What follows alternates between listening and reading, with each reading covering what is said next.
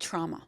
Trauma is anything that overwhelms our capacity to cope and leaves us feeling helpless, hopeless, out of control, or unable to respond.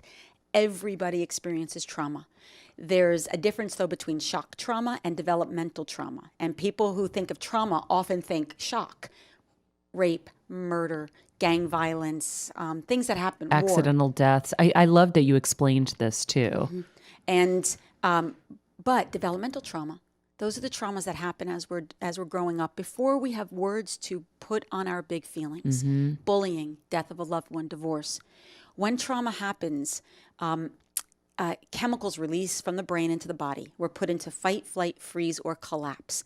So the moment of overwhelm, what we will do to create a sense of safety or control, remember, put us young, 7, 8 years old, our bodies contract because our nervous system says unsafe, the body contracts.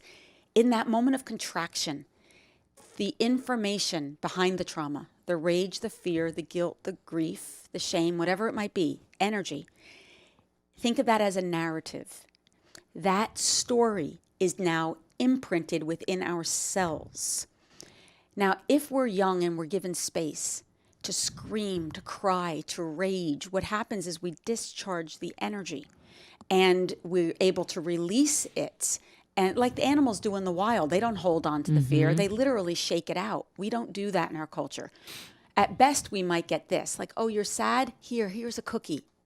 Or, oh, you're angry? Let's go shopping. We'll buy something. Or, I'll give you something to be angry about. We're taught to self-soothe or be shamed by our big feelings. Later on in life, that self-soothing can become drugs or alcohol or more food or sex or whatever it might be. But it's a way to anesthetize or numb ourselves from the shadow, from the overwhelm of our own humanity. And so often we get on a spiritual path thinking like we're going to feel better by let's just be compassionate for everyone and forgive everyone, without giving the body a chance to discharge the humanity of rage and shame and let that energy out. We think that that's not spiritual. Well, it'll come out sideways. It'll come out in passive aggressive little remarks or again, using substances so as not to feel anything. And so my hope for people is that they're willing to recognize that the shadow is a huge teacher. It's because our anger is what will teach us forgiveness. Our shame will teach us acceptance. All of the shadow has its, the opposite is the wrong word, but it has its complementary energy that can't be learned without having to go into the darkness, into that cave. The gift of this is compassion and empathy, so that suddenly we see these people who have broke our hearts, people in our families who just feel that we cannot reconcile who they are or what they say. We look at them and say instead, oh, they're in trauma. They have suppressed some energy and they are acting out in this way because they don't have any other tools so that they can feel their own vulnerability.